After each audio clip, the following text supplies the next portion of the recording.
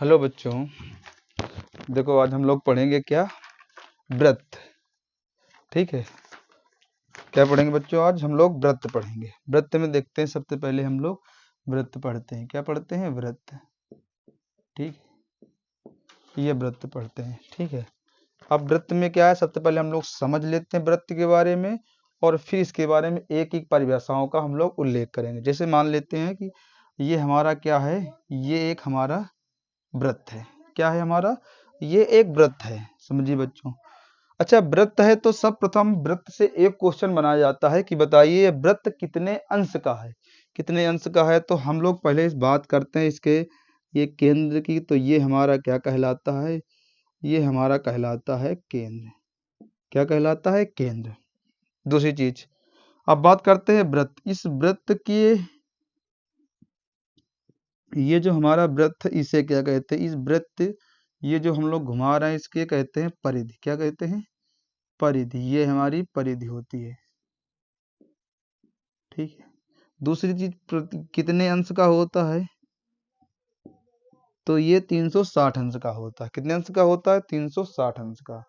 दूसरी चीज, हम लोग बात करते हैं कि इस लाइन को क्या कहते हैं? तो इस लाइन को हम लोग त्रिज्या कहते हैं। क्या कहते हैं? त्रिज्या कहते हैं। क्या कहते हैं? त्रिज्या कहते हैं। समझ में आ रहा है बच्चों? अगर इस लाइन को हम पूरी ड्रॉ कर दें, पूरी ड्रॉ कर दें, तो पूरी लाइन हमारी क्या बन जाएगी? एक पूरी लाइन। इसे हम कहते हैं व्यास। क्या कहते हैं? व्यास कहते हैं। समझ में आया? ये सारी चीजें, इस हम सारी की सारी चीजों की परिभाषा इस वीडियो में पढ़ेंगे। देखिए, जब तक आपका बेसिक कंसेप्ट नहीं क्लियर होगा, जब तक कुछ नहीं होने वाला है। ठीक है, जब तक आपका बेसिक नहीं क्लियर होगा, जब तक कुछ भी। देखिए बच्चों, हम लोग इस व्रत में क्या पढ़ा कि व्रत 360 अंश का होता है। इसे परिधि कहते हैं, इसे त्रिज्या कहते हैं, इसे केंद्र कहते हैं, इसे व्यास कहते हैं। ठीक है, अब हम लोग सारी की सारी परिभाषाओं का उल्लेख करेंगे हम। ठीक है, देखते हैं हम लोग।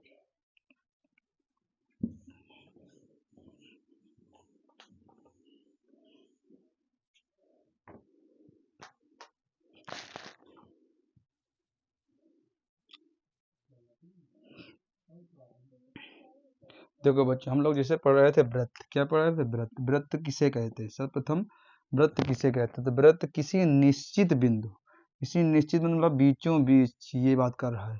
किसी निश्चित बिंदु से समान दूरी, मतलब समान दूरी मतलब चारों तरफ समान दूरी होनी चाहिए।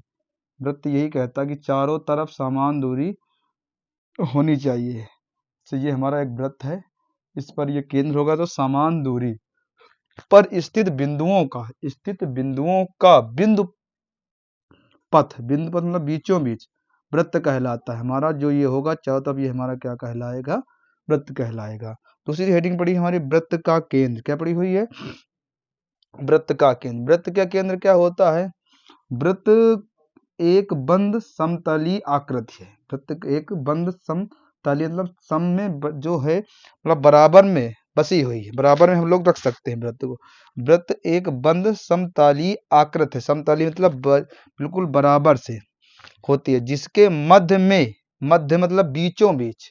मध्य का मतलब जैसे कहते हैं कोई चीज का मध्य भाग काट लो, मतलब बीचों बीच। तो मध्य भाग मतलब यहाँ पर, कहाँ पर? यहाँ पर मध्य बिंदु में एक बिंदु होता है, ये जिसे हम लोग क्या कहते हैं? जिसे हम केंद्र कहते हैं। ठीक है बच्चों, इसे नोट कर लीजिएगा।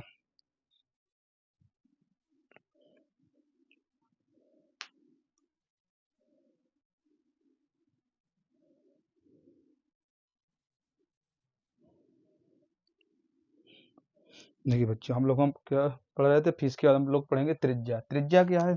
कह रहा है केंद्र से परिधि तक। अब केंद्र कहाँ हमारा? ये है केंद्र।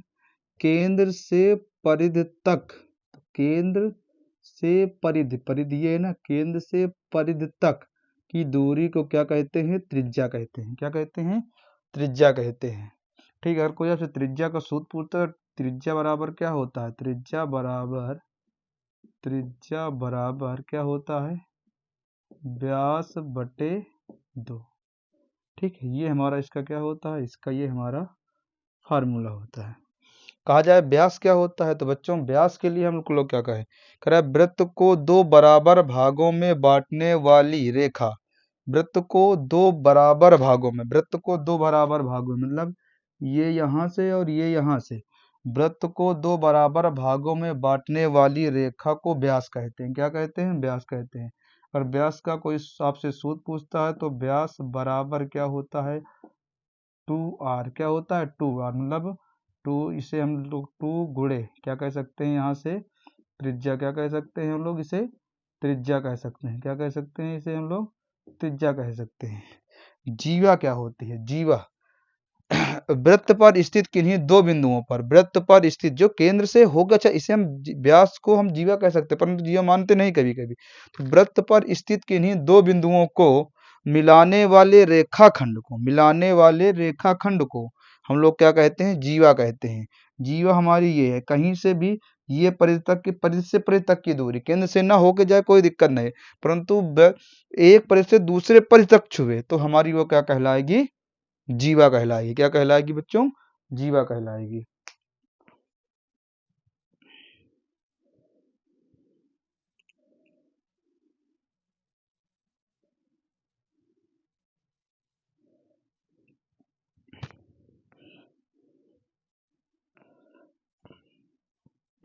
देखो तो हम लोग चाप, चाप क्या पढ़े हम, उसके सारी दो पढ़ चुके, हम चाप पढ़ेंगे। वृत्त की परिधि के, वृत्त की परिधि के किसी एक छोटे भाग को चाप कहते हैं। जो वृत्त की परिधि होती है, मतलब वृत्त की परिधि ये समझिएगा, ये हमारी क्या कहलाती है, हमारी ये चाप कहलाती है। क्या कहलाती है, चाप कहलाती है। वृत्त के किसी परिधि के किसी छोटे भाग को क्या कहते हैं, चाप कहते हैं। परिधि क्या होती है, परिधि में वृत्त के चारों ओर की दूरी को, वृत्त के चारों ओर की दूरी को, जैसे मान लो हम ये बना लिया, ये तो वृत्त की चारों वृत्त के चारों ओर की दूरी को क्या कहते हैं, परिधि कहते हैं। या वृत्ताकार के छोटे घेरे की लंबाई को क्या कहते हैं, उस वृत्त की परिधि कहते हैं। इसे हम लोग क्या कहते हैं, इसे हम लोग परिधि कहते हैं। ठीक है। कहा गया वृत्तखंड क्या होता है, वृत्त के चाप और उसकी जीवा में घिरा हुआ क्षेत्र, वृत्त के चाप और उसकी जीवा में घिरा हुआ क्षेत्र, क्षेत्र ठीक है, वृत्तखंड कहलाता है। ठीक है। छोटे भाग को लघुखंड और बड़े भाग को क्या कहते हैं, दीर्घ। भाई वृत्त लघु माने छोटा और दीर्घ माने बड़ा। हमने सारी परिभाषाएं वृत्त के बारे में पढ़ा है। अब इसके बाद हम लोग क्या पढ़ेंगे बच्चों, जस्ट इसके बाद हम लोग पढ़ेंगे, इसके बाद बच्चों हम जस्ट पढ़ेंगे इसके सूत्र। ज्यादा सूत्र नहीं होते, इसके थोड़े नॉर्मल सूत्र होते हैं, और हम लोग इस सारे सूत्र का डिस्कशन करेंगे बच्चों।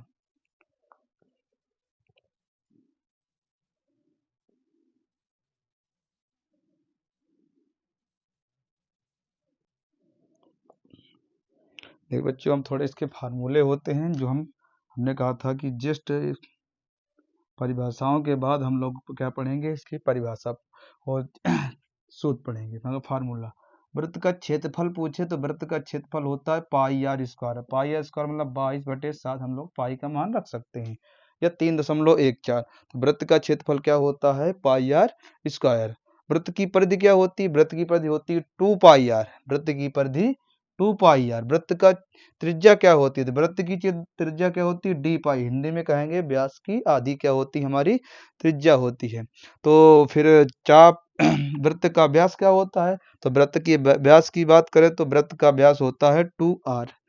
वृत्त त्रिज्या, त्रिज्या यहाँ त्रिज्या नहीं होगा, यहाँ त्रिज्यखंड होगा।